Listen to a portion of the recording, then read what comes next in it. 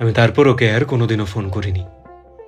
বারবার শুনতে থাকা মিথ্যে, ভীষণ অবহেলার চিহ্ন আর দূরে থাকার গাঢ় কষ্টের মাঝে হঠাৎ একদিন পুরো ভেঙে গেলাম আমি।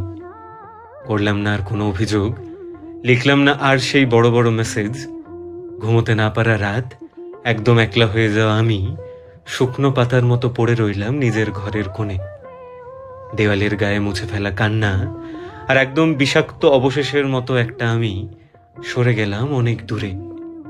আমি আগে ফিরে গেছি, বারবার ভেঙেছি, তবু ফিরে গেছি ঠাঁই পেতে ওর কাছে। কিন্তু এবার যেন কেউ ভেতর থেকে বলল, অনেক হলো, এবার তুমি থামো। যার যাওয়ার সে তো যাবেই তোমায় ছেড়ে।